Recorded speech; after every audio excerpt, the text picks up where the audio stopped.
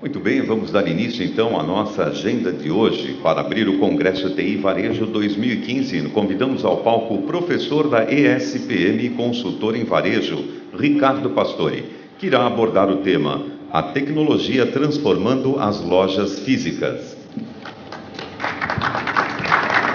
Bom dia a todos, mais uma vez é muito bom estar aqui com vocês no TI Varejo, um congresso que nós apoiamos desde da sua primeira edição, mostra a importância da indústria varejista, né? De uma indústria para outra, o varejo para a tecnologia, né? E vice-versa, né? A tecnologia influenciando o varejo e suas inovações. Não é? O nosso debate, a nossa proposta hoje, ela vem justamente do esforço, né, que o núcleo de varejo da SPM empreende no sentido de levar para os seus alunos e parceiros aquilo que acontece no mercado, né?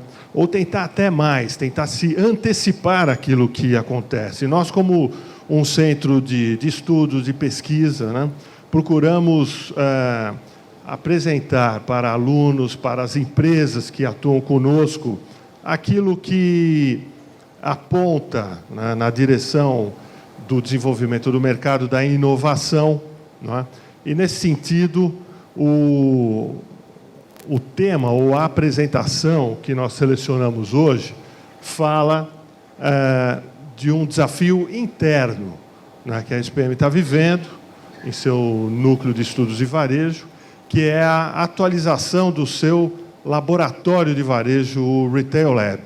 O Retail Lab é um ambiente de teste, de ensino, de pesquisa, criado na escola em 2005, né, completando 10 anos, portanto, no final do ano, né, que oferece ponto de venda do jeito que ele se configura na prática. Então, nós temos gôndolas, nós temos produtos, nós temos checkouts, nós temos araras com produtos, nós temos equipamentos de exposição de medicamentos, de eletrodomésticos, né?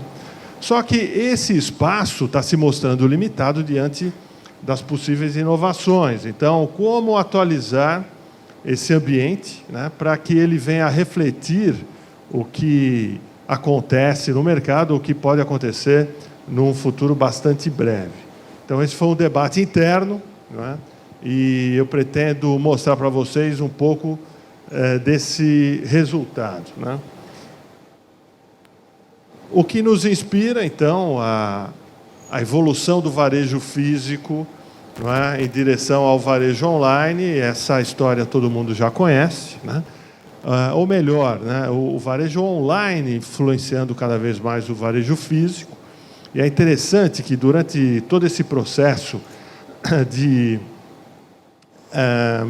desenvolvimento, né, desse novo laboratório de varejo, nós percebemos isso em contato com as empresas de tecnologia, principalmente as empresas online, que nos últimos anos também desenvolveram muito conhecimento e passaram a olhar o varejo físico com diversas questões do tipo assim: olha, como é que se pode vender um produto, né, sem os recursos que o consumidor já conhece num ambiente virtual? Então, quando se toma a decisão de compra, durante um processo de compra online, né, muitas informações são agregadas e os consumidores tomam essa decisão com mais segurança. Indo para o lado físico, do varejo físico, quando você está de frente a um produto, essas informações não são tão claras, né? Então, quem convive com o varejo online no dia a dia chega a ficar abismado. Poxa, como é que é possível vender numa loja física, né, se lá você não tem todas aquelas ferramentas disponíveis durante o processo de venda no varejo online, né? Então, se no começo o varejo offline influenciou a construção dos sites, dos portais e-commerce, né? Hoje o contrário, né? Nós vamos ver muito da tecnologia online migrar para o ponto de venda físico, né? Portanto, loja online ou offline, nós devemos entender como uma coisa só. Não há uma loja física sem os recursos online, né? E nós já estamos vendo os varejistas online abrindo ou tendo algumas experiências com lojas offline. Aqui em São Paulo, nós temos lá na Oscar Freire a loja da... Me ajudem a lembrar. Quem? Da Fit, obrigado. Da Fit já tem sua experiência, né? Assim como Zappos, né, apresentou seu caso na NRF em Nova York esse ano, na sua primeira loja física, ou sua primeira pop-up em Las Vegas, né? Então, esse termo que foi cunhado aí, o Omnichannel, né, ele surgiu em 2010, foi uma publicação de 2010, 2011, né, pela NRF Foundation, né? A NRF encomendou um estudo para analisar o impacto dos dispositivos móveis na decisão de compra, não é? E desse estudo surgiu o termo Omnichannel.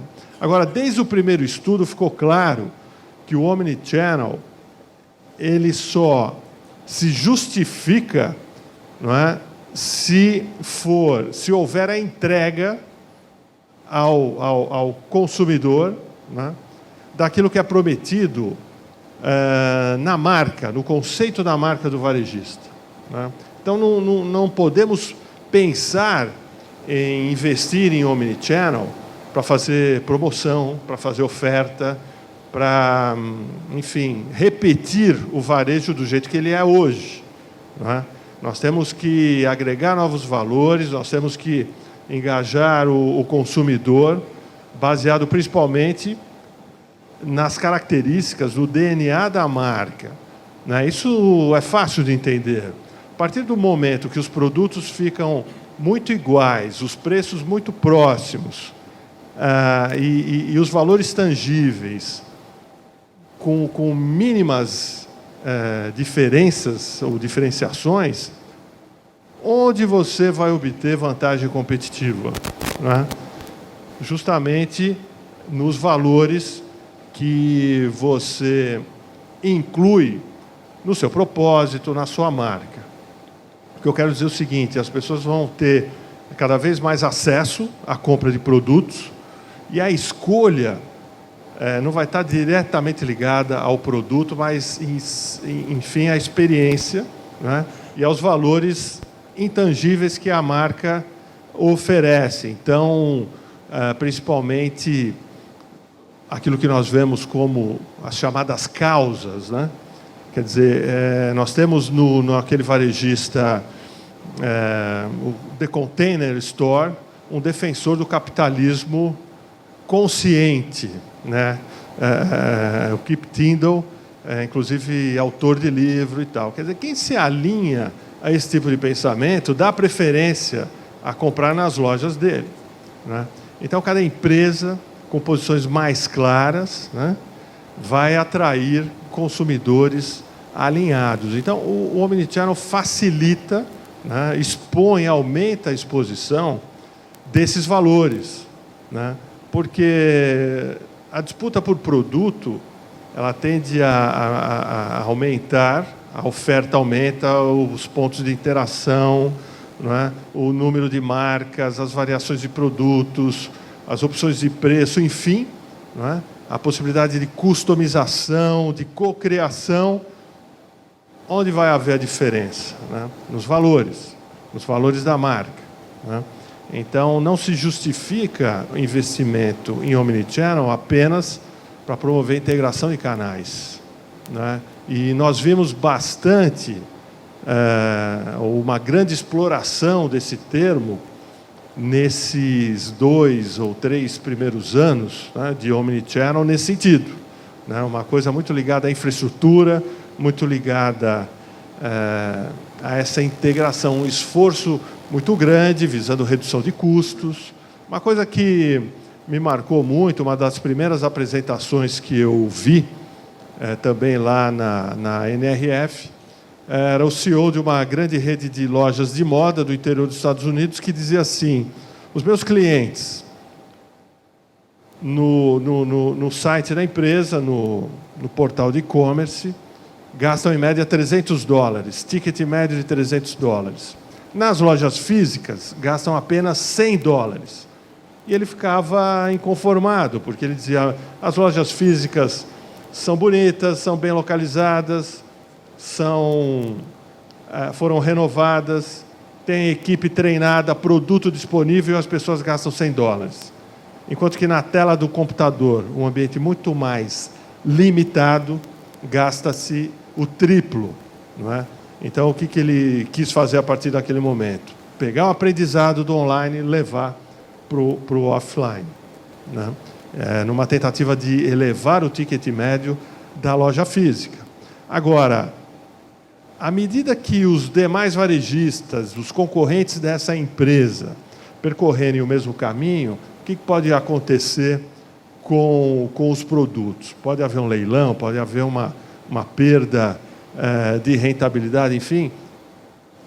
O movimento seguinte desse varejista deve ser na direção dos valores, né? Ele é reconhecido de que maneira? Por ser um varejista regional, por primar pela qualidade, pelo desenho, pela tradição, né? Ele falava muito isso, na tradição do espírito do interior de certos estados americanos. Enfim, ele precisa passar isso para os seus clientes, né?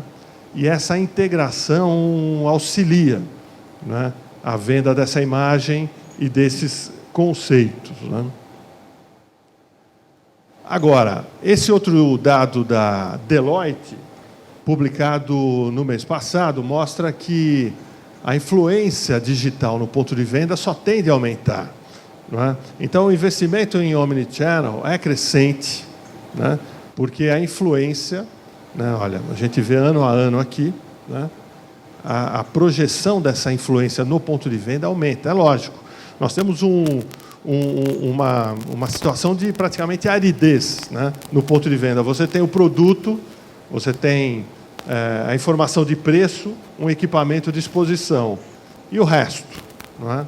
Então, comparando de novo com um site de e-commerce, quanta informação falta? Qualquer informação adicional, uma tela interativa, um código que pode ser lido pelo smartphone, enfim, qualquer informação adicional pode resultar num crescimento de vendas, numa troca de informações, numa captação de dados bastante rica, não é? Então, nós vamos conviver cada vez mais com um jeito novo de comprar. As pessoas compram e retiram na própria loja, como se faz hoje. As pessoas compram em casa e retiram na loja, o tal do pick-up in store, né? Que é uma prática que vem crescendo rapidamente, né? Ou você pode comprar na loja e mandar entregar, ou você pode comprar em qualquer lugar e receber em qualquer lugar, né? Então, os paradigmas, né, que cercam uma decisão de compra no nosso dia a dia tendem a mudar muito. E aí vem a pergunta, né? Se o jeito de comprar muda, como é que ficam as lojas, né? As lojas vão ser exatamente do jeito que são. Se você entrar num supermercado, ele vai apresentar a mesma configuração, os mesmos corredores, o mesmo equipamento metálico, não é? O mesmo layout na forma de grade, né? Ou numa loja de moda, ou numa farmácia, ou num shopping center, né? Se o processo de compra muda, é possível, né, de se pensar que o ambiente deve mudar também. Como abrigar tantas novas tecnologias? Como apoiar um simples tablet do lado de uma arara, por exemplo, ou uma vitrine interativa, né? Em que ponto do corredor eu instalo um espelho interativo? São muitas questões, né? E não são simples de se responder, porque envolve investimento, não é? Se eu transformar uma loja convencional numa loja toda tecnológica, com os recursos que nós já estamos vendo, né, eu vou fazer algumas intervenções desastrosas, né? Eu vou fazer daquilo talvez mais um showroom do que um ambiente de compras, né? Então, as modificações tornam-se tão grandes, tão relevantes, que exigem um novo projeto, uma nova concepção, uma nova concept store, né? E quando se fala numa nova concepção, é necessário ir buscar na raiz, né? Quer dizer, quem inventou o primeiro supermercado pensou em quê? Diz a lenda que era um comerciante que trabalhava como todos atrás do balcão e vendo uma senhora com dificuldades para segurar a criança no colo e as compras. E, de repente, ela coloca as compras no carrinho do bebê. E esse comerciante teve a ideia de colocar carrinhos à disposição, né? E, no momento seguinte, ele elimina os balcões e as pessoas andam por dentro dos balcões, né? Quer dizer, a situação de autosserviço surge num momento específico, isso lá na década de 30, 1930, alguma coisa, né? Nós estamos diante de um novo paradigma, né? De repente, eu faço um supermercado sem carrinho porque as pessoas clicam e mandam entregar em casa, né? Ou compram coisas mínimas, fáceis de levar na mão. Enfim, tem uma série de questionamentos que colocam em xeque os formatos varejistas que existem hoje, mas não são mudanças fáceis, né? Elas envolvem muito investimento, né? E não dá para fazer na tentativa e erro, né? Então, a nossa proposta é começar a dar um primeiro passo no sentido de promover, né, um ensaio sobre esse futuro formato, né? Então, esses alguns dilemas que nós enfrentamos lá dentro, né? Nós sabemos que o nosso laboratório de varejo hoje está defasado, a própria escola cobra do núcleo uma atualização, mas a pergunta é, ok, eu vou atualizar apenas esteticamente? Que vantagem, né, nós vamos levar, né? Então, o debate promoveu o seguinte, 3 princípios. Primeiro, que o layout passa a ser orgânico. O que é orgânico, né? Então, o layout tradicional, ou os layouts tradicionais, são essencialmente racionais, né? Eles induzem o tráfego dos clientes pela loja, seja um supermercado, uma farmácia, uma loja de moda, né? Você tem à disposição de produtos e departamentos que promovem a circulação na maior parte desse layout, né? Então, quebra-se esse conceito racional e se introduz um conceito orgânico numa tentativa de integrar ou de promover intuitivamente a integração do consumidor com o ponto de venda. Outro princípio, soluções interativas, né? Em primeiro lugar, essa nova loja deixa de vender produtos, passa a vender soluções, que é um conceito bastante disseminado. Porém, diante do desafio digital, essas soluções precisam ser interativas, não é? Vender um produto significa integrar esse produto dentro do ambiente, de tal forma que promova uma experiência inovadora, etc. e tal, mas com ingrediente ainda interativo. Quer dizer, em algum momento, né, esse consumidor vai interagir com o ponto de venda. E, finalmente, o recurso do storytelling, que faz com que o consumidor entre numa história, você precisa contar uma história, né, que o integre ao ponto de venda. Então, se ele estiver comprando algum produto alimentício, ele precisa, de repente, entrar no momento onde ele vai estar aprendendo uma nova receita, ou ele vai estar obtendo informações sobre saúde e qualidade de vida, como não engordar ou tentar emagrecer, ou coisas do gênero, né? Muito bem, esses princípios nos orientaram. Peraí, volta.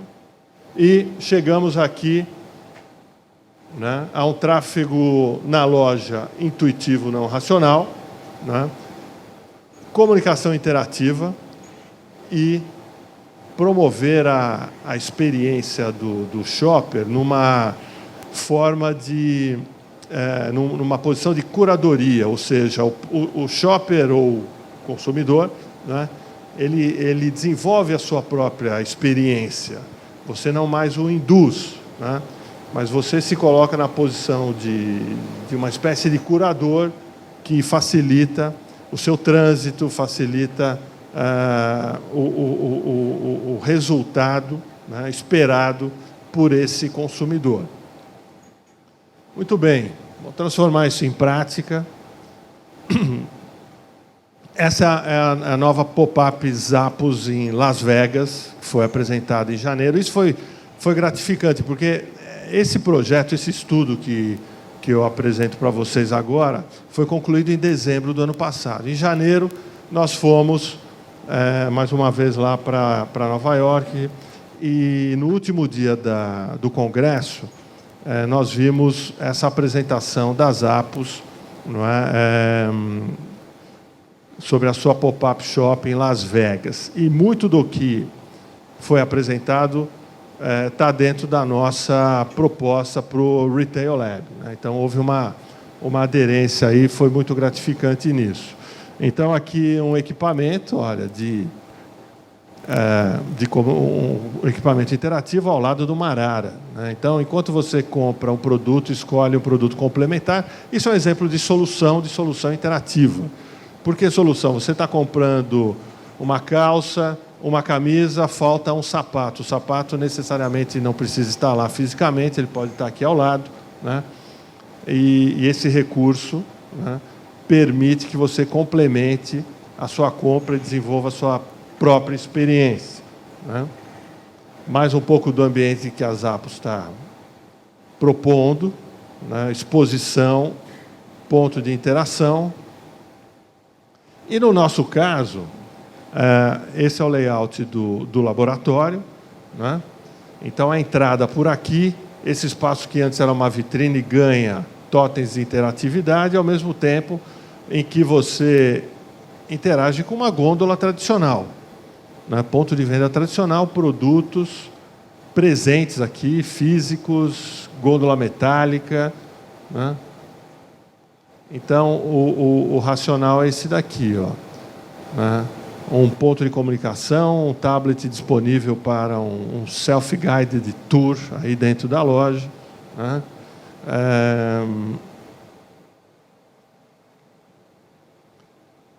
Pontos de venda com adesivação, semelhantes àquele famoso case lá da Tesco na Coreia, né?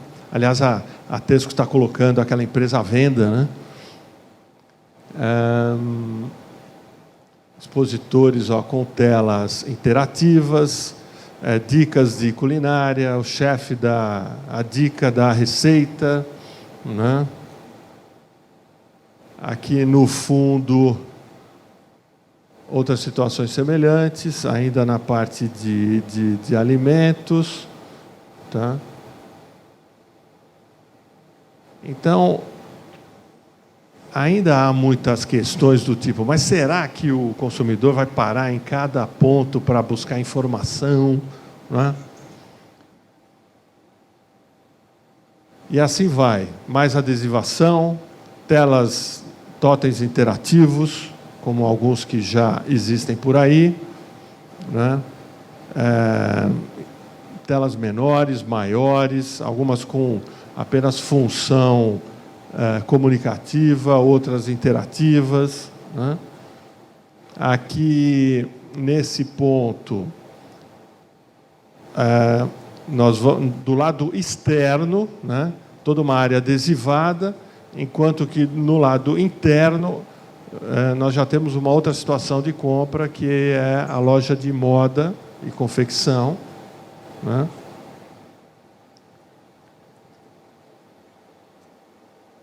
Aqui uma situação para escaneamento de códigos, a parte de farmácias ou de medicamentos, né? E essa área aqui, para nós, é essencial, por ser um ambiente de laboratório, muitas aulas são dadas lá dentro, né? Só que, atualmente, nós afastamos alguns equipamentos, todos os equipamentos lá têm rodízio, e colocamos as cadeiras tradicionais para transformar aquilo em sala de aula. Nesse conceito, não. A sala de aula está integrada. Isso vocês já viram na loja da Microsoft, na loja da Apple, né? Então, parte do atendimento, parte da experiência é sentar com o especialista e aprender alguma coisa.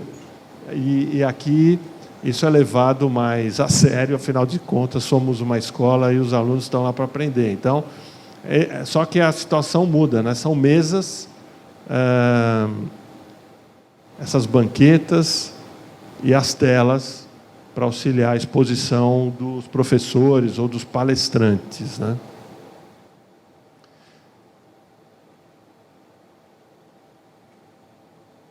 Mais alguns video walls, né, para a realização de eventos. Aqui a bancada de trabalho da própria equipe que atua conosco lá no Retail Lab, né?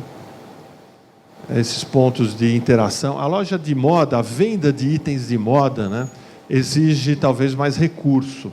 O que nós temos visto lá em Nova York é uma oferta maior para esse tipo de varejo. O varejo da moda exige espelho interativo. A gente viu a Intel apresentando um espelho onde você experimenta uma peça de roupas e muda a cor dessa peça, sem ter que tirar e experimentar outra, né? Então, aqui nós estamos prevendo várias dessas situações, né? Ao mesmo tempo que os produtos, parte dos produtos, né, devem estar presentes, mesa de exposição e painéis interativos que auxiliam a tomada de decisão, né? Esse foi um dos primeiros modelos desse espelho interativo da Intel, né? Essas telas estão sendo bastante utilizadas já pelo varejo de uma forma geral, né? E basicamente é isso, né? Então eu quis compartilhar com vocês esse momento que nós estamos vivendo, né? Talvez vocês, dentro de suas empresas, estejam debatendo como criar determinadas soluções para o ponto de venda. Nós, pela escola, estamos fazendo o mesmo para transformar o nosso laboratório de varejo num ambiente atualizado, a fim de oferecer a vocês um espaço para testes, para inovação, para treinamento, capacitação. E era isso aí que eu tinha para falar para vocês. Muito obrigado.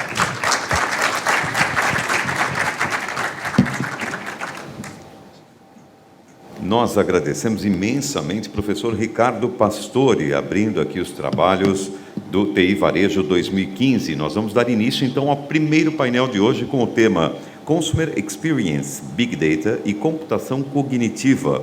Como alavancar a experiência do consumidor por meio de serviços mais personalizados em busca de maior fidelização. Convidamos ao palco diretor de TI e e-commerce do Grupo SBF, Daniel Prando. Também o CEO da Advance Consulting, Dagoberto Ajar. O Software Research da IDC, Luciano Ramos. E o CIO na Delavia Pneus, Marcos Correa. Para moderar este painel, convidamos a jornalista Graça Sermu, diretora editorial das revistas Decision e Risk Report.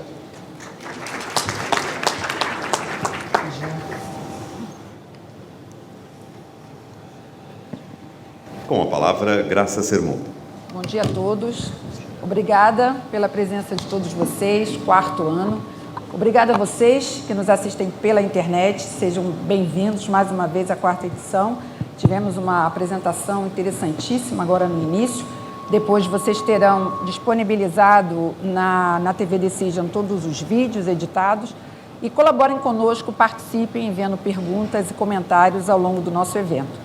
Vocês também na plateia poderão participar, o objetivo é que a gente faça uma integração, uma interação, já que estamos falando disso o tempo todo, né? O momento é esse, colaborativo, integrado, que a gente possa fazer aqui uma discussão com a participação de vocês. Nós temos apoio aqui na plateia, se vocês quiserem enviar perguntas, podem escrever. Vocês decidem como querem enviar a pergunta para mim. Podem me acompanhar pela internet, enviar pelo nosso portal, podem enviar via Twitter e podem enviar por escrito tradicional, letrinha, caneta, papel, aqui com o apoio das nossas recepcionistas, ok? Bem, obrigada pela presença de vocês aqui nessa manhã e nesse dia.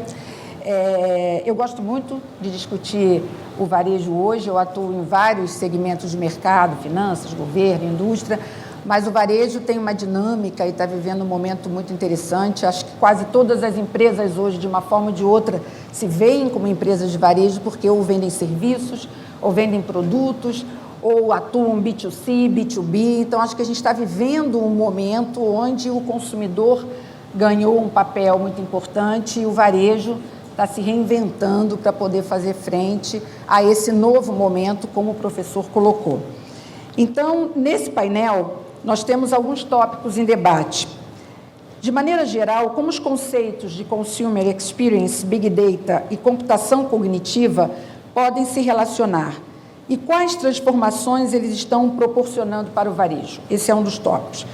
O que os varejistas brasileiros têm feito para aprimorar a experiência do consumidor de fato? O que está sendo feito no Brasil hoje? A gente acompanha Nova York, feiras, mas qual é a realidade brasileira? As redes varejistas estão sabendo utilizar bem as tecnologias de Big Data para entender melhor o perfil do consumidor e oferecer melhores serviços? Quais os maiores desafios na adoção do Big Data por parte do varejo? Então, convido vocês, os nossos painelistas, a discutir esses tópicos aqui. Nós vamos começar o nosso painel. Eu convido o Luciano Ramos. Luciano, você decide se você quiser fazer a sua explanação, você pode usar o nosso púlpito, enfim, fique à vontade, para você, em rápidas palavras, resumir a sua visão sobre esse tópico. Bom dia, obrigado a todos, é um prazer estar com vocês. Eu acho que a gente tem um momento interessante hoje de adoção de tecnologia. Vocês estão ouvindo bem, Luciano? Então? Sim, joia. ok. Obrigado. Um momento interessante de adoção de tecnologia, principalmente no varejo, quando a gente fala de experiência do consumidor e de como cada marca, cada varejista vem tentando melhorar a sua interação com esse consumidor, né? Na verdade, o varejo, na minha visão, e eu venho também do varejo, eu trabalhei alguns anos numa grande rede de livrarias, né, aqui no Brasil. O varejo, na verdade, ele tem um caráter muito importante de pioneirismo na adoção de tecnologias, por exemplo, como o Big Data. A gente, há cerca de 5, 6 anos atrás, já tinha iniciativas em que o varejista buscava entender melhor os hábitos de consumo do seu cliente para oferecer recomendações de novos produtos, de novos serviços, para melhorar um cross-sell ou conseguir um upsell naquele momento de interação, né? E isso começou até antes mesmo da gente ter o buzzword de Big Data, né? Então, muitos varejistas já buscavam esse entendimento com base na sua própria, na sua base de dados, no seu conhecimento do seu cliente, né? Agora, um ponto até que discutíamos, o Marcos e eu, antes desse debate, é que faltava o suporte mais efetivo ou mais maduro dos provedores de tecnologia, né? Então, era muito comum a gente ver empresas de varejo querendo conduzir essas iniciativas, mas tendo que fazê-lo por suas próprias ferramentas, né? Criando uma tecnologia proprietária, desenvolvendo as suas maneiras na tentativa e no erro, de forma bastante empírica, de como melhorar esse relacionamento, né? E o que a gente viu de evolução de 5 anos para cá é justamente a formalização, a criação de ferramentas que de fato são mais acessíveis e são mais conectáveis a esse mundo de informação que cada um de nós aqui nos nossos negócios tem para poder fazer uso e oferecer coisas mais relevantes para o cliente, né? E essa nova tecnologia trouxe também um ponto que eu considero importante, que é o imediatismo, né? Às vezes a gente conseguia até nesse trabalho entender o que o cliente buscava, mas ia entender um mês depois do que ele tinha feito, ia entender uma semana depois daquela interação, né? E hoje a gente tem a condição de imediatamente, né, pelo uso dessas informações, pela correta integração de diversas fontes de dados que a gente tem nos nossos negócios, conseguindo, no momento do checkout, na medida em que o cliente se identifica, a gente oferecer algo que seja relevante para ele. Um complemento daquilo que ele está comprando, ou um desconto em função do relacionamento que ele detém com o varejista, né? A tecnologia agora propicia essa vantagem, né? E mais do que tudo, ela tem viabilizado o que o professor falou há pouco, do Omnichannel, mas não o Omnichannel só pela variedade de canais, mas também pela continuidade dessa experiência de relacionamento em diversos canais, principalmente no canal online e online mobile, né? na palma da mão. Então, o cliente poder pesquisar na sua casa sobre um determinado produto, se deslocar até uma loja física porque gostaria de ter a interação com aquele produto, com o produto em mãos, eventualmente pedir uma opinião sobre o produto, ou ver as opiniões que foram dadas através do dispositivo que está na palma da sua mão. E, de fato, chegar até o checkout, optar se ele quer levar o produto embaixo do braço ou receber o produto em casa, a tecnologia que a gente tem disponível agora, de fato, permite que a gente faça isso, e com um nível de interação e uma riqueza nessa interação muito maior, né? Então, eu entendo que é um momento bastante importante para a gente falar, mas tem uma série de desafios. Acho que os colegas aqui vão poder comentar também um pouco dos desafios. Com certeza. Obrigada, Luciano. Dagoberto, gostaria que você fizesse a explanação. Você pode ficar à vontade. Posso? Por favor. Nós somos uma empresa de consultoria, ajudamos grandes empresas de tecnologia, como IBM, Microsoft, Oracle, HP, Cisco, Avaya, a montarem as suas estratégias. Por conta disso, a gente tem um conhecimento muito grande das tecnologias que elas vão apresentar para o mercado em 5, 10 anos pela frente, e eu acho que esse é um valor agregado que a gente traz aqui para a nossa discussão. Eu trabalhei durante 10 anos no Citibank, na área de tecnologia, depois fui para o Banco ABN, fiquei 2 anos responsável pelas áreas de tecnologia e operações do banco, e depois 10 anos na Microsoft, responsável pelas áreas de vendas, marketing e estratégia da empresa. Eu vou começar falando a respeito da tecnologia. Eu acho que assim, a tecnologia mudou muito. Eu estou com mais de meio século de vida, bem mais de meio século de vida, e fico impressionado em saber como esse tipo de dispositivo mudou a tecnologia que a gente tinha pela frente. Durante anos, tentei explicar para minha mãe como usar a tecnologia, não consegui. Agora ela usa isso aqui melhor do que ela. Fala assim, meu filho, isso aqui é o computador de um dedo só. Com um dedo eu consigo fazer tudo. Faz videoconferência, fala com as amigas, faz compras eletrônicas, absolutamente tudo. Então, acho que esse tipo de dispositivo muda a forma das pessoas se relacionarem e das pessoas comprarem. Obviamente que esse dispositivo, ele só tem sentido quando a gente tem por detrás dele toda uma parte de dados, informações e processamento, que é o que a gente chama de Big Data, que é o que dá vida e valor para o dispositivo que a gente tem ali na ponta.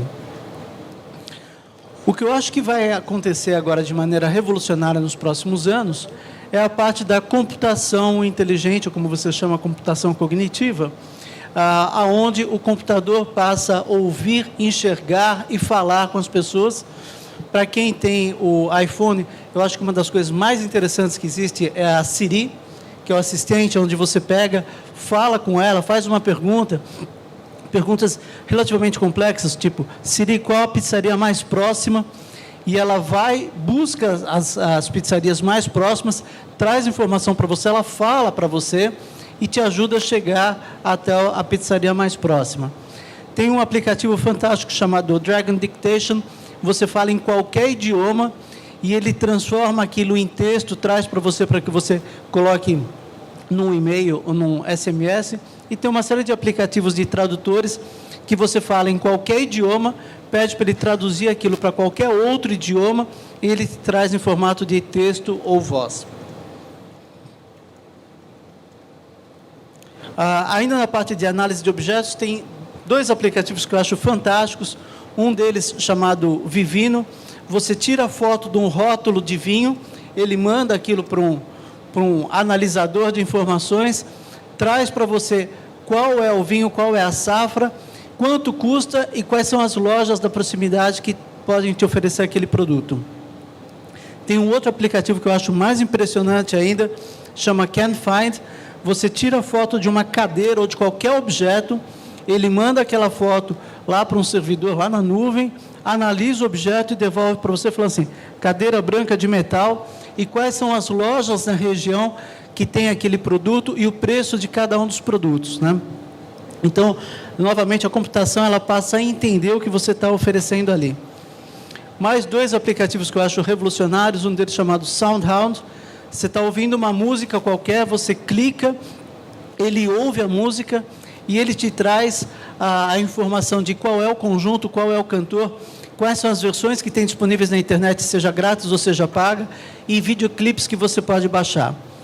Usando o mesmo conceito, vão surgir agora novos aplicativos, onde você está ouvindo uma determinada propaganda de um produto da Centauro, por exemplo, tá certo? Vou fazer propaganda sua. Estou ouvindo a propaganda na televisão, clico o aplicativo entende que eu estou assistindo a propaganda da Centauro e me traz informações adicionais a respeito dos produtos, promoções, e eu poder interagir usando a propaganda como sendo uma forma de comunicação. Tem mais 2 empresas que eu queria mencionar, só para a gente fechar esse ciclo. Uma chamada Nelway e outra Simbiose, que estão fazendo coleta de informações, seja de pessoa física ou jurídica, de todos os meios que existem disponíveis no Brasil, seja Serasa, Boa Vista, Facebook, Twitter, absolutamente tudo, analisam essas informações e geram recomendações de crédito seguro, geolocalização para poder montar lojas.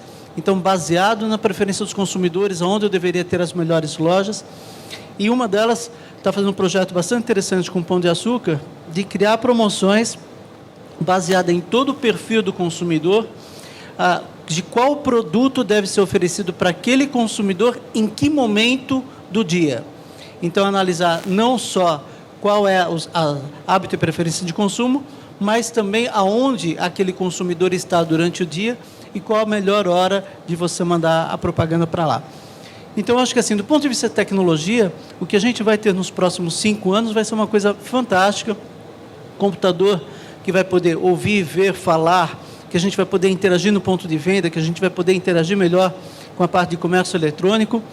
Mas acho que, na minha visão, eu estava comentando isso com o nosso amigo ali, a grande dificuldade que a gente tem de implementação disso no Brasil é a cabeça do empresário. É o empresário, primeiro, entender toda essa tecnologia nova que vem pela frente, quais são os benefícios que ela pode dar para o consumidor e entender que tipo de coisa que ele pode fazer de maneira criativa para captar esse novo consumidor. Então, acho que assim, a gente ainda está engatinhando nesse ponto e a tecnologia não é a limitação, né? Hoje a limitação está muito mais na cabeça do empresário. É isso. Ok. Obrigada, Dagoberto. Para não errar a ordem aqui dos PPTs, Daniel. Opa, bom dia, galera, tudo bom? Tudo bom com vocês aí? Como é difícil a gente transformar o sonho em realidade, né? Que é, você ter uma loja física que fala com online. Eu sou Daniel Vidotti, sou diretor de TI lá da Centauro, do Mundo Online, e a gente está com um projeto piloto de subir quiosque em loja física. E o problema não é nem na alta cúpula, o problema é que, para aquele negócio virar, o vendedor tem que levar o cliente para o quiosque, para o totem, tem que interagir, ó, o produto acabou, mas eu tenho um estoque estendido. E o vendedor, ele se sente, ele acha que lá vai tirar o emprego dele. Então, assim, a dificuldade ainda é muito grande, não é nem só tecnologia, a gente tem que mudar a cultura do brasileiro em si, né? Aqui a ideia é só mostrar rapidamente um case, vou passar bem rápido aqui pelos slides. Então, assim, o primeiro ponto, né, quando a gente vê a revista Veja falando sobre Big Data, significa que o tema ele é importante, ele é relevante e ele chegou para ficar, né? A gente hoje vive uma explosão de dados. 90% dos dados digitais foram gerados nos últimos 2 anos. Porra, é muita coisa, né? Então, assim, cada vez mais todo mundo tem um dispositivo. Vou até mostrar um slide sobre isso. E até 2020, o universo digital ele vai dobrar de tamanho. Então, assim, ele vai ficar dobrando de tamanho. O interesse na palavra Big Data começou agora, começou em 2011, 2012, 2013. Então, é um tema muito novo, como o próprio Vinícius comentou. A gente precisava de tecnologia. O Google criou isso para a gente. Eu sou um pouco, não sendo técnico, mas quando eu falo de Big Data, estou falando de variedade, volume e velocidade. Ou seja, uma variedade muito grande de dados, num volume absurdo, e eu tenho que responder isso muito rápido. Ou seja, no clique de uma página, eu preciso ir lá, consultar meu banco de dados e devolver o produto que você quer comprar. Só comparando, para vocês terem uma ideia, né? Quem não é técnico, quem não é da área de TI aqui, um dia armazenando dados de navegação de clientes, ou seja, um dia analisando, armazenando coisas de Big Data, realmente, todo clique do cliente é igual a um ano armazenando dados transacionais. A gente tem alguns parceiros que fazem algumas soluções para a gente. O que eu vou apresentar aqui é de um case de um parceiro. A gente implementou, a gente criou uma ferramenta também de Big Data para a gente transacionar isso. A gente foi no Google, a gente é um dos 10 maiores investidores do Google hoje na internet, e a gente foi lá. E um ponto que o cara falava muito, um dos executivos de lá, falava assim, cara, pega os dados, get the data. O que você vai fazer com isso? Não importa se você não sabe. Pega esses dados e guarda. Uma hora alguém vai ter alguma ideia e você pode usar isso ao seu favor, né? Isso aqui é só para vocês terem uma ideia. Pô, quando a gente subir isso daqui, né? Caiu o servidor. A gente, vamos ter que refazer, mas enfim. O que acontece no minuto na internet? Isso daqui é um slide, um paper que tem aí, mas só para a gente ter alguma ideia, né? Em 1 minuto, 30 horas de upload de vídeo são feitos, né? 277 mil logins no Facebook, cara. É muita gente fazendo login no Facebook. Aqui, com certeza, a grande maioria foi lá, falou, estou aqui na TI Varejo, estou no congresso. Então, assim, muita coisa acontecendo. E a evolução da internet. A internet começou como monólogo. Hoje, ela fala, você fala com o site te responde. E esse é o novo consumidor que a gente estava falando.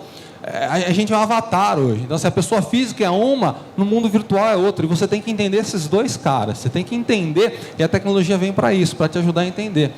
A gente tem pessoas que nascem, as crianças estão nascendo e já sabem mexer melhor do que a gente. E a gente tem os migrantes digitais, a gente tem que também olhar para essas pessoas. E são pessoas diferentes, que navegam diferente, têm interesses diferentes. Minha avó tem 80 anos, segunda série do primeiro grau, lá não sabe nem escrever, veio do interior. Meu primo, que ela criou, foi para a Austrália, ficar lá. Ela não sabe digitar, não sabe escrever. Ela aprendeu a ligar o computador e entrar no Skype. Tenho só 5 minutos. Então vamos lá. Então é isso, o brasileiro ele tem 84% de participação nas redes sociais, é quem mais fala com a gente. E a gente sabe aqui que lealdade é ilusão, né? Quem é varejista sabe disso. No e-commerce, o teu cliente está a um clique de distância, e na loja física também. Se está no shopping center, você está andando lá. O que eu quero falar aqui de personalização. Então, assim, como é que eu usei Big Data na Centauri e hoje todo mundo usa? 30% das vendas na Amazon são dirigidas por recomendação, baseado na tua navegação, na tua compra. A gente tem um caso famoso aí das geleias de conversão. Tinha uma lojinha que exibia 24 geleias para o cliente saborear. 3% dos clientes compravam. Quando eles diminuíram isso para 6 geleias, 30% começaram a comprar. Opa! Então, assim, eu tenho que oferecer menos produto, mas eu tenho que ser o quê com o meu cliente? Eu tenho que ser assertivo. Não adianta eu mostrar tudo quanto é produto e não vender. E antigamente a gente tinha um conceito que a gente segmentava. Você é homem, você é mulher. Então, homem é azul, mulher é rosa. né? Final de semana, teve parada gay, a gente sabe que não é bem assim, o mundo mudou. E a gente tem que vender para esse público. Ah, você torce para o Corinthians, você torce para o Palmeiras, beleza. Mas meu filho, ele pode não ser corintiano ou não ser palmeirense. Eu tenho que dar, eu como varejista, tenho que entregar para o meu cliente o que ele quer comprar e não estar segmentando. Então, o que a gente quer vender, o que o cliente está interessado, é isso que a gente precisa procurar. Falando de e-commerce tradicional, eu tinha vários clientes, só conseguia exibir um produto assertivo, eu não conseguia captar todos os clientes. Com personalização, eu consigo entregar para o meu cliente exatamente o que ele está precisando, né? Personalização não é customização, personalização não é segmentação. É o que eu estava comentando. Você segmenta, você não chega no indivíduo. E o Big Data veio para isso, para te individualizar. Onde você navega, onde você clica. São esses produtos que eu tenho que trazer para você, né? Contextualizar, ser assertivo e ter uma boa comunicação. Essa aqui é a nossa home. Hoje a gente fala que a gente tem uma home por cliente. Se você navegar no site da Centauro em 10 páginas, na próxima entrada tua na home, você vai ter produtos personalizados conforme a tua navegação. Então, personalizar é isso. Tipo, te permite gerar ofertas personalizadas, recomendar produtos apropriados e transformar uma loja virtual genérica em um e-commerce único para cada usuário. E a gente só consegue fazendo isso utilizando o que a gente tem hoje de Big Data. Big Data veio para ficar, a gente está falando muito sobre isso, e tem muitos lugares que não usam, que dá para a gente, cara, saúde. Hoje, estava conversando no plano médico, a gente é taxado apenas por idade. Você não vê se o cara, se ele vai no médico, se ele faz uma academia. Então, assim, a gente tem muita coisa para usar de tecnologia para estar tomando para essas coisas. É isso que eu tinha para falar.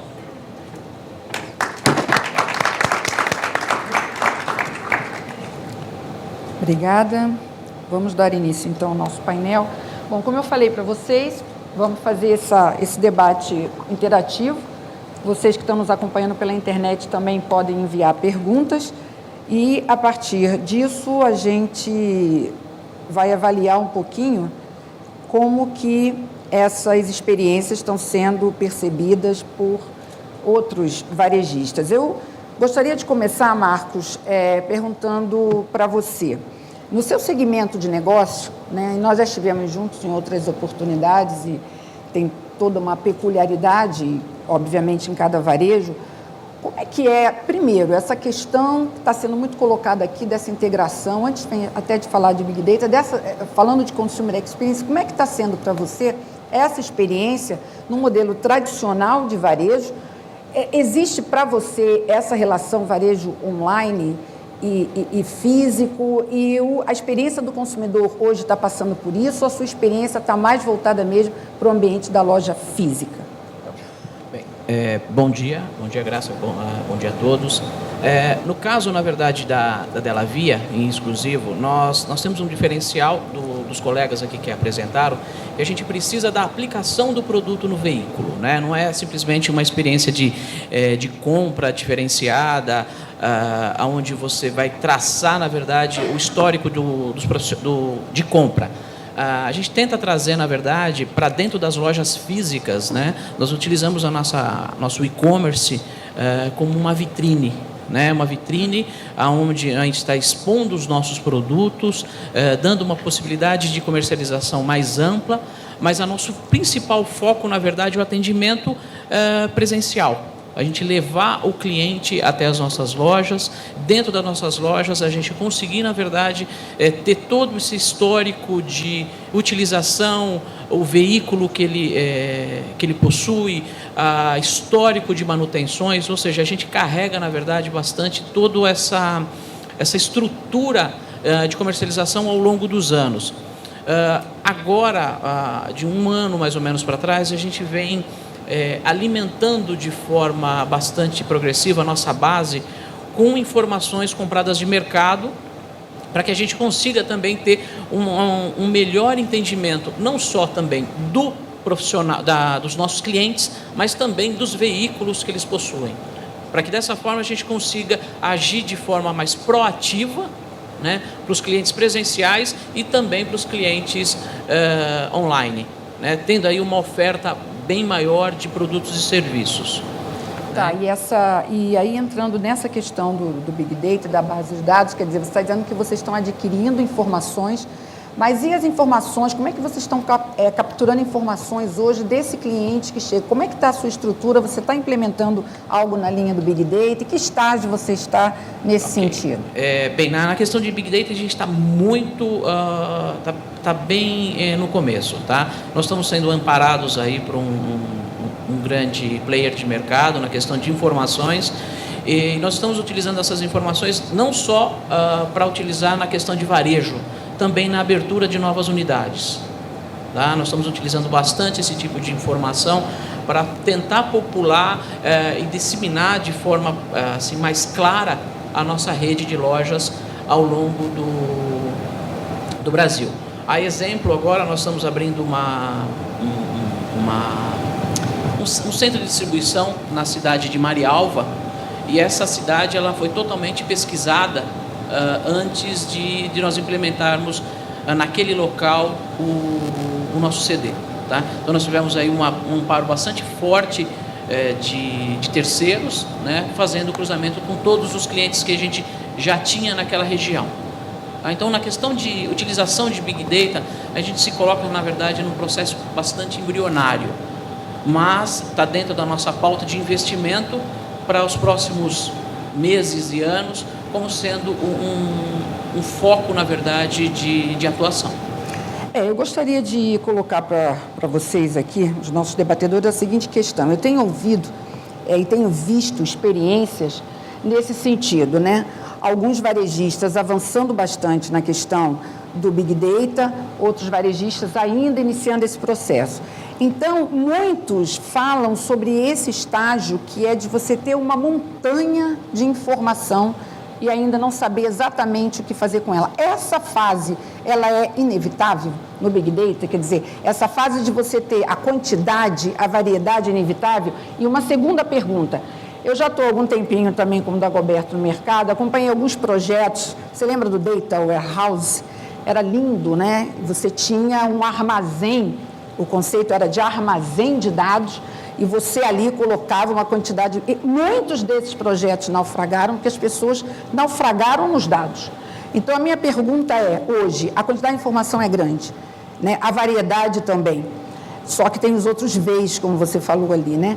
Então, eu queria que vocês falassem um pouquinho se isso é um estágio inevitável e o quanto ele é arriscado no sentido de você ter uma montanha de informação e não ter efetivamente o que fazer com ela ou transformá-la em negócio, que é efetivamente o objetivo final do projeto.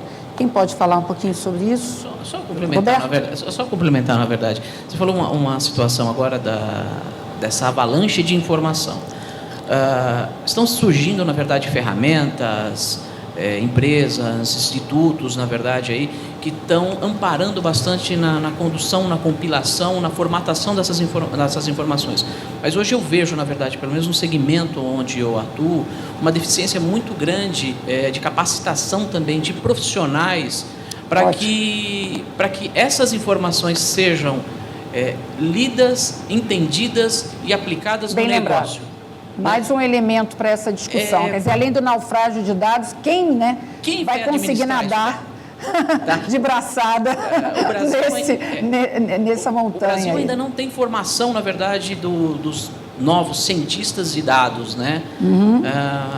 Alguns outros países já estão, na verdade, colocando na grade curricular esse tipo de formação. Então, eu vejo aqui também um grande problema de entendimento dessa quantidade de informação que está entrando no mercado, está entrando dentro das nossas empresas, está entrando nas nossas vidas, né? Com essa quantidade de informação e o que é feito e o que será, de que forma será bem utilizada no dia a dia. Perfeito, Marcos, bem lembrado. Acrescentou um dado importante nessa discussão, que é o volume, né? E também a capacitação para atuar e para gerenciar esse volume. Dagoberto, por favor. Eu gostaria de... O nosso amigo aqui falou uma frase que me chamou muito a atenção. Ele falou assim, lá atrás, muito antigamente, a gente tinha que desenvolver nossa própria tecnologia porque não existiam provedores dessa tecnologia no mercado. À medida que o mercado vai amadurecendo, surgem esses provedores e a gente passa a terceirizar esse pedaço para provedores e ganha em escala, ganha em eficiência, ganha em qualidade, ganha uma série de coisas. Eu acho que os projetos de Data Warehouse que você comentou, eles falharam exatamente por conta disso. Falta gente capacitada, são projetos complexos, são projetos que trazer dentro de casa requer um conhecimento que é difícil, é caro, e a maior parte das empresas não consegue executar de maneira adequada. Acho que a parte Big Data corre o risco de ir pelo mesmo caminho. Poucas são as empresas que têm estrutura, profissionais adequados para trazer essa montanha de informação, cruzar isso de maneira legal, limpar, que dá uma trabalheira fenomenal, para depois que tiver tudo limpo, organizado, começar a criar alguma inteligência em cima disso. Acho que o mercado brasileiro já tem uma série de provedores dessa tecnologia, muito bem estruturados, que ganharam capital de risco, que estão crescendo, onde conseguem fazer o caminho inverso. Pegar os dados da sua empresa, joga nessa montanha de dados que eles já têm limpa, organizada, e de lá extraem a inteligência.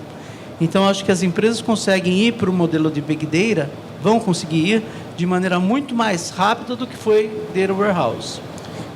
Complementando, Dagoberto, eu acho que a questão está na percepção de valor, na definição de um objetivo daquele instrumento, seja ele o Data Warehouse, quando a gente fala um pouquinho do passado, seja o Big Data agora, porque as empresas estavam levando esse tipo de tecnologia para dentro de casa em um determinado momento pela tecnologia, não pela finalidade, não pelo que aquilo pode representar para o negócio. E aí realmente afunda, né? Porque aquilo passa a ser um legado, um peso para ser levado adiante e não gera um resultado, um valor na mesma proporção.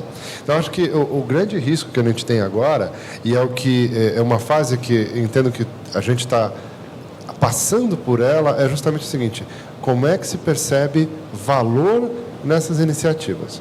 Então, uma coisa que a IDC tem percebido na conversa com os CIOs é que a decisão por um projeto de Big Data, de conhecimento, de informação, ela agora está muito mais ligada às áreas de negócio do que às áreas de tecnologia. Então, a iniciativa parte da área de negócio, que tem uma necessidade, tem um objetivo para fazer, seja aumentar a venda, seja melhorar a produtividade, seja criar um diferencial competitivo, e TI se posiciona para viabilizar essa iniciativa, né? Para permitir que isso se torne, então, de fato, um mecanismo para gerar novos negócios e gerar mais receita, que no final das contas é o que todo mundo quer. Eu gostaria de perguntar para você, Daniel, 2 desafios que me pareceu que surgiram aqui a partir da minha argumentação. Um seria encontrar o valor em todo esse projeto. E depois o que foi colocado pelo Marcos, que é a questão da capacitação. Você que está no meio desse processo de implementação, você concorda com esses 2 desafios? Eles são realmente significativos para você? Você acrescentaria outros? Como que você avalia isso? Concordo plenamente, principalmente no quesito capacitação, né? O Brasil, ele não capacita... Para você, esse seria hoje, na implementação de Big Data, o maior desafio? O maior desafio. Isso tanto assim, em paralelo, eu estou montando uma startup de treinamento em Big Data, junto com outras 2 pessoas que a gente deve lançar até o final do mês de julho. Porque esse você está montando dentro da tua própria... É paralelo, isso é fora da Centauro. Justamente por causa disso, porque não tem gente. Até vocês fizeram anotado aqui há 2 meses, balundata.com.br, fazendo um comercialzinho, merchan, né? Link. Balundata, né? Mas assim, realmente, isso no Brasil é fora. Por exemplo, meu irmão, ele é professor da USP. Dentro da própria USP, você não tem acesso a esse tipo de informação, porque os cursos têm que ser homologados. Até o processo aqui no Brasil, para ter esse tipo de graduação, é difícil. Estava comentando com o meu amigo aqui, um pouco antes, as leis do Brasil são muito retrógradas para tudo, poxa, enfim. Mas concordo com isso plenamente. E com relação a você ver valor, tem 2 pontos muito disruptivos aí, né? O primeiro é óbvio, se você tem realmente volume para usar isso, porque é moda agora, Big Data, é moda. Mas assim, poxa, tu não tem informação, porque Big Data não é BI, não é Data Warehouse, é outro esquema, é totalmente diferente. Então assim, a gente começou a utilizar Big Data com um parceiro. Esse case que eu mostrei, o primeiro da Home, é um parceiro que faz. Ele vai, trata os dados, é caótico, Como posso o próprio falar. Dagoberto Ele vai, pontuou. trata os dados e nos vendeu a informação, a gente nem sabia. Isso a gente subiu lá em 2013. Só que o que acontece? Com o crescimento, eu estou no e-commerce, a gente está vendo que o cliente está passando ali, eu não posso perder isso. A ideia é quando a gente começa a montar dentro de casa, por quê? Porque quem tem e-commerce que sabe, você manda dado para o Google Analytics, o Google sabe tudo do seu site. Você manda dado para os seus, você manda dado para retargeting, para você estar guiado. Então assim, você está mandando o seu dado, e se você não tiver isso para você trabalhar, vai chegar uma hora que você não tem escala também, porque você está pagando comissão em cima de todas as suas vendas. Daí entra no esquema de e-commerce não é rentável. Beleza, tem alguns caras que rasgam dinheiro, que eu não vou falar quem é, mas também tem outras coisas que a gente acaba indo muito nessa linha, né, de você pagar a comissão em cima de todas as vendas. Eu, como Centauro, eu tenho que olhar isso para o meu negócio e oferecer também, não só vir dar em negócio. Eu discordo um pouco do Vinícius. Eu acho que TI também tem que prover a ideia para o negócio. O que falta hoje é um executivo que consiga pensar o que TI consegue dar de solução para o negócio. E não só vir do negócio, porque os caras não sabem. É muito difícil para uma pessoa, para um comercial, né, um diretor comercial, saber a informação que ele consegue usar, que eu tenho. Entendeu? Marcos, você acha que essa questão do Big Data, e tirando, né, o fato, a polêmica de ser moda ou não, ela é mais fácil de ser adotada para os modelos varejistas que têm uma atuação forte em venda online do que os varejos tradicionais? Sem dúvida. Eu acho que tem um diferencial, sim, porque você já tem cultura, na verdade, de permear a informação por diversos canais. Né? Você permeando, na verdade, informação por diversos canais, você tem a possibilidade, na verdade, de ter esse retorno maior. Quando você leva simplesmente para uma cultura offline, de um comércio offline, por mais que ele seja abrangente a nível nacional, você tem uma diferenciação. Tá? Quando você implementa, na verdade, a questão online dentro de uma estrutura offline, o offline tem muito mais a ganhar, porque ele tem uma penetração, ele tem uma participação de mercado que até certo tempo atrás ela não tinha, que só conseguia, na verdade, ter através de meios de comunicação televisivo, jornal ou rádio. Né? A adoção desse tipo de informação, ela passa a ser muito mais rica, na verdade, da forma estratégica. Né? Aí a gente tende a puxar novamente os demais problemas de implementação. Mas ele passa a ser muito mais fácil, porque a cultura, na verdade, de compartilhamento e disseminação de informação, ela é muito mais ampla. Temos alguma pergunta da nossa plateia? Se tiver, vocês, como eu avisei, temos aí o suporte para vocês enviarem perguntas. Tem uma questão importante que está permeando aqui, que é também polêmica nos projetos de Big Data, né? Hoje se fala muito que os projetos de Big Data partem muito mais da área de negócios do que da área de TI. Você pontuou que é importante que a área de tecnologia esteja envolvida. Então, vamos, antes de ouvir os usuários, vamos ouvir um pouco os universitários, como a gente costuma dizer, os especialistas, vocês que acompanham projetos como esse, qual, na verdade, tem sido a tendência aqui no Brasil? Vocês conseguem pontuar isso? Eu acho que tem um outro fator associado que está por detrás disso, que a gente debate há anos, que é o CEO e o CIO, né, o dono da empresa e o diretor de tecnologia, morarem em planetas diferentes que falam idiomas diferentes. Então, um não consegue, o cara de tecnologia não consegue explicar para o dono da empresa o que a tecnologia pode fazer pela empresa, né? E o dono da empresa não consegue articular as necessidades da empresa em termos de tecnologia. São raros casos, como os nossos amigos aqui, que conseguem permear esses dois mundos. Quando a gente está falando de Big Data, quando a gente está falando dessas novas tecnologias, isso vira crítico, porque se o dono da empresa não entende a tecnologia, não entende o que pode ganhar com ela, não entende que ela pode, antes de Big Data, analisar os dados da própria empresa, trazer informações ali para aumentar as vendas, para ter eficiência de custos, para, como disse o pastor aqui, melhorar toda a eficiência dentro da loja, fora da loja, melhorar do ponto de vista do negócio, ele não consegue chegar para o cara de tecnologia e explicar o que tem que ser feito. E, via de regra, o cara de tecnologia sabe 3 coisas: backup, contingência e segurança. Tá certo?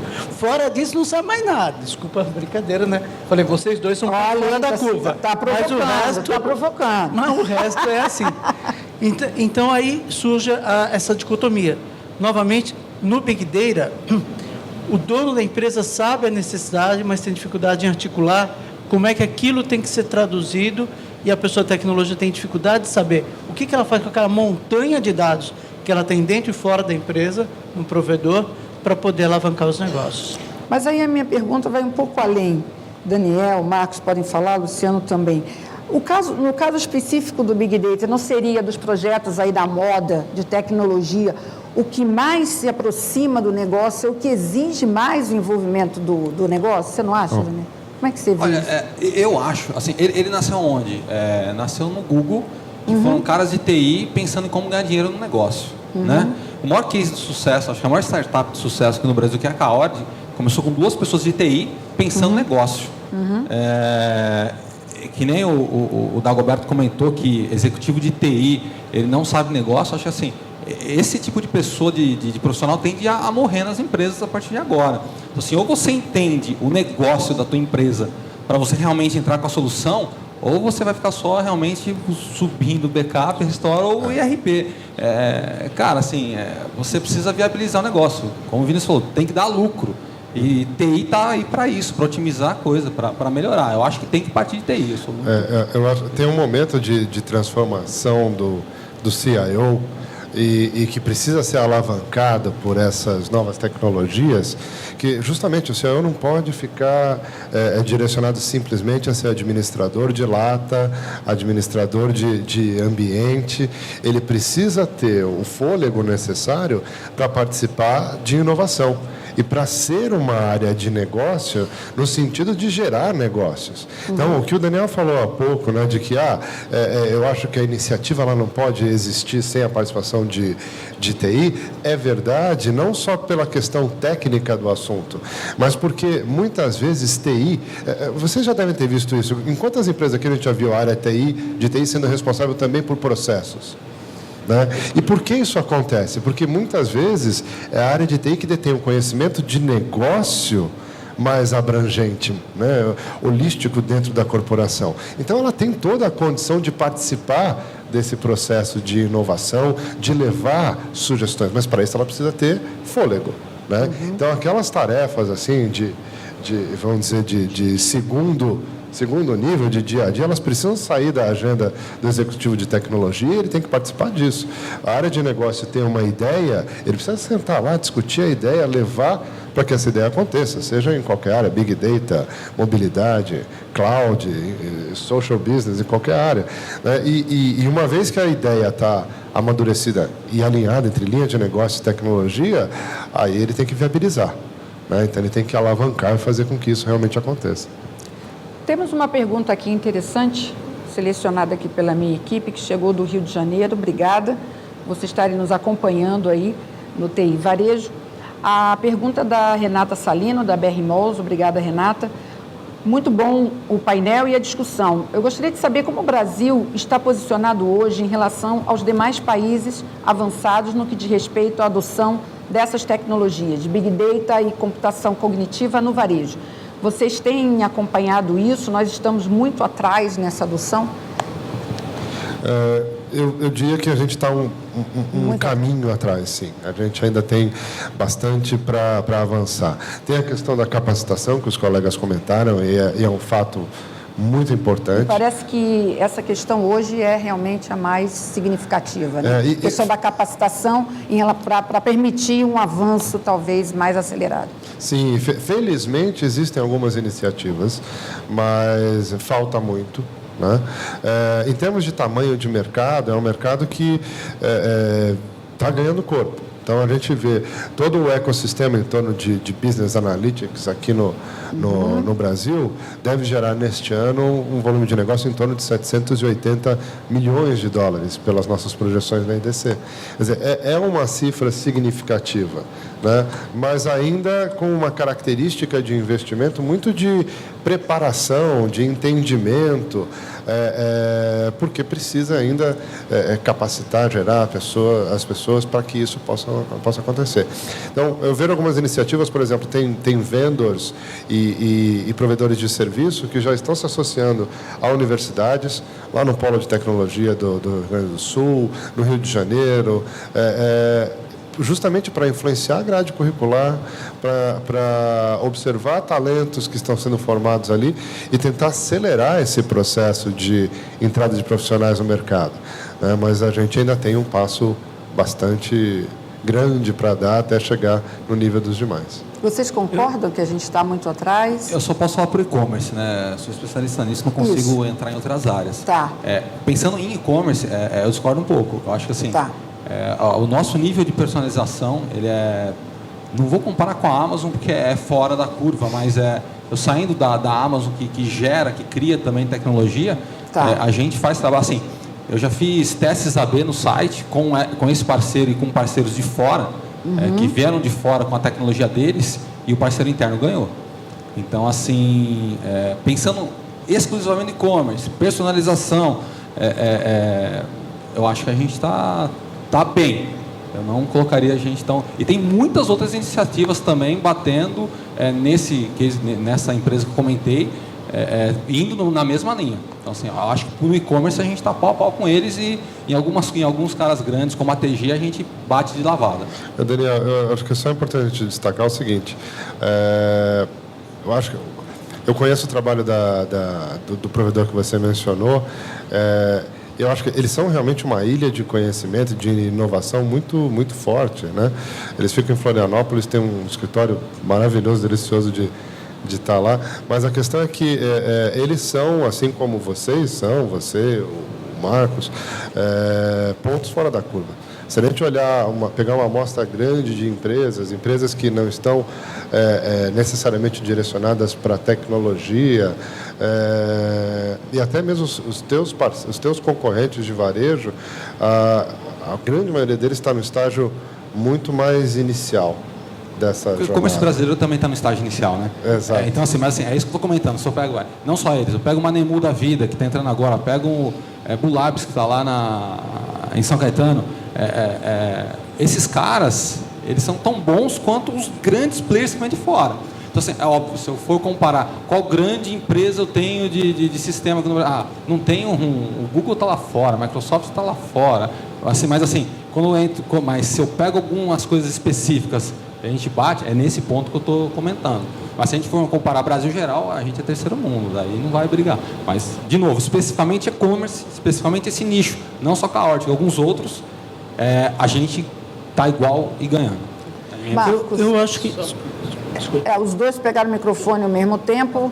Não tem aquela maquininha para sinalizar, mas eu estou de olho aqui, o Marcos depois da Roberto. Só uma coisinha complementando, na verdade, o Daniel falou, na verdade, do e-commerce. Eu concordo com ele na questão da maturidade, na verdade, do nosso e-commerce, a captação, na verdade, de tecnologia de fora, implementação interna. A questão do nosso e-commerce, ele sim está bastante diferenciado. Eu estava vindo para cá, eu me assustei até no rádio, uma propaganda de um grande player aí de comércio eletrônico, na parte de flores. Eles falaram que entregam no Brasil até em 3 horas.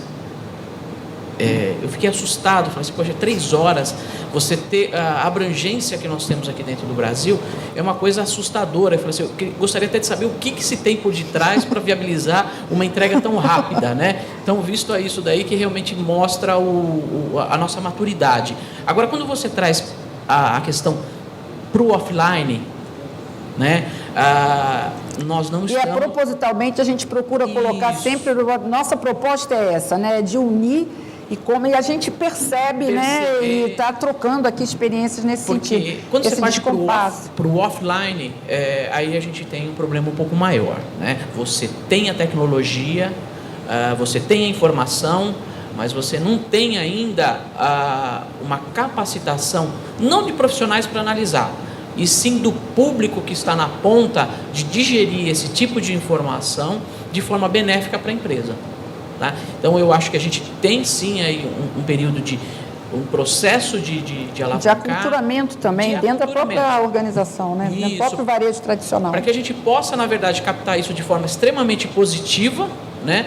Que o online sabe fazer, porque ele não tem uma interação humana ali, ele entende muito bem, ele tem regras extremamente explícitas. Quando você leva para um check-out de loja, onde 95% você depende da pessoa que está à frente do consumidor. Então, eu acho que nesse processo a gente tem que evoluir bastante, sim. Não vejo tecnologia como sendo o grande maior impeditivo, porque a mesma tecnologia que está lá fora, hoje nós já temos acesso aqui dentro do Brasil, é mais realmente questão cultural e profissional. Só para aproveitar mais uma pergunta. Só um segundinho. Eu diria que tem um outro aspecto aí que é fundamental, que faz com que a gente fique muito atrasado na adoção das novas tecnologias, que é telecomunicações. Isso aqui no Brasil é crítico. A gente está falando de coisas maravilhosas, vou na loja, acesso à internet, e-commerce, os campos. A maior parte das cidades no Brasil chove para a internet. É um absurdo. A gente está falando do Waze, entro no táxi, ligo o Waze, não sei o quê. Pô, tem cidade que não tem 3G, você chega lá, não tem acesso à internet para lugar nenhum. Então, morre, tudo isso que a gente está falando vai por água abaixo, tá certo? E vai levar anos até a gente ter uma tecnologia, né, tão boa quanto os Estados Unidos e Europa. A gente sai daqui, passa um mês de férias em qualquer um desses lugares, volta, nossa, dá vontade de jogar isso fora. Dagoberto, para finalizar o nosso tempo aí, a minha equipe já me sinalizou que a gente está no final aí. Tem mais um desdobramento da primeira pergunta. Quais tendências vocês veem hoje no varejo que estejam relacionadas a essas tecnologias? Para finalizar, a gente falou bastante aqui, viu experiências em e-commerce, em varejo tradicional. Para finalizar, o que você deixaria aí na tua visão, assim, de hoje para frente? Quais as tendências que você acredita que devam evoluir mais rapidamente? Se você concorda que o e-commerce tende a adotar e está adotando mais fácil? E como que o varejo tradicional vai se movimentar nesse sentido também? E eu acho que um aspecto que o Marcos colocou é muito interessante. Tem um elemento humano no varejo físico, que é o vendedor. Eu me lembro de ter conversado com o CEO da Livraria Cultura, ele falou, está tudo bonito, só que eu tenho um vendedor na loja física. Eu não tenho só o totem, eu tenho um vendedor. Esse cara tem que ser treinado, esse sujeito precisa ser atualizado, enfim, o elemento humano aí. Então, a gente está falando de capacitação, não só capacitação no sentido de usar soluções de Big Data, enfim, mas também, quando a gente fala de varejo tradicional, a capacitação humana dessa pessoa que está dentro de uma loja e que vai ter um contato físico também. Eu vejo duas tendências que eu acho que vão unir a parte física e eletrônica. Uma delas, nessa parte de vendas, tem muitas lojas já nos Estados Unidos, onde o vendedor ele é comissionado pelos produtos que ele vende na loja física, e se ele puxar um tablet ou um celular, a hora que o cliente estiver lá, e ele fizer a venda de um produto adicional que não está na loja, usando o tablet dele ou o celular, ele é comissionado também pela venda que aconteceu na parte eletrônica. Então, faz com que o vendedor não seja um concorrente do comércio eletrônico, mas use aquilo como um aliado. O segundo ponto que eu acho importante, já há anos a gente vai, eu e o pastor, ir lá para os Estados Unidos, vou ter um supermercado que a gente entra, você entra no supermercado, ele fala assim, Dagoberto, posso me conectar com você? Você dá ok, ele já sabe meu cartão de fidelidade, já sabe meu celular, já sabe quem eu sou. Na hora vem assim, quero fazer uma promoção de vinho para você, né, que foi o vinho que você comprou o ano passado, quando você esteve aqui. Você pega o vinho, ele está na prateleira 3, gôndola 2, você vai, recebe o código de barra, passa no caixa, recebe o código, vai embora. Então ele consegue fazer a promoção pessoa por pessoa, no instante certo que você está no ponto de vendas. Então acho que isso sim é uma coisa tecnologicamente fácil de fazer, né? Ok? Mas que é uma sacada fantástica, junta os dois mundos e principalmente leva a comunicação, leva a propaganda no instante certo que o consumidor está querendo receber isso. né? Não é aquela garota do cartão de crédito que liga para você no meio do dia, no meio do trabalho, para te oferecer qualquer bobagem. Então, acho que assim, essa parte de saber aonde está o consumidor e o que oferecer para ele no momento certo é a grande tendência para frente. Ok. Alguém gostaria mais de deixar um tempinho aí, um recadinho, uma mensagem? Luciano, você pegou aí. Eu queria complementar rapidinho o que o Dagoberto falou. Esse ponto de a loja física achar que concorre com o online, a gente falava sobre isso antes de chegar aqui, e falta, às vezes, para essas pessoas entender que o centro é o cliente, né? Que quando uma loja online vai pedir um produto para uma loja física num determinado momento, não é porque ela quer roubar o estoque daquela loja, mas é porque ela já vendeu na outra ponta e ela precisa atender aquele cliente, que é cliente da mesma empresa, da mesma... Então, acho que reforçar essas questões de o cliente no centro, a marca da empresa, é um objetivo final de toda aquela rede de pessoas e de tecnologia, isso precisa ser constante. Senão a gente vai ter essa sensação de que um rouba negócio do outro e quem sai perdendo é o cliente, porque não vê essa sinergia, e a própria empresa, porque perde na rentabilidade e na potencialização de outros negócios. Só quero pedir desculpa, eu te chamei de Vinícius. É Luciano. Bem, nosso tempo esgotou. Agradeço aos participantes desse painel, vocês que nos acompanharam pela internet, continuem conosco, e nossos participantes aqui presenciais. Palmas aqui para os nossos painelistas.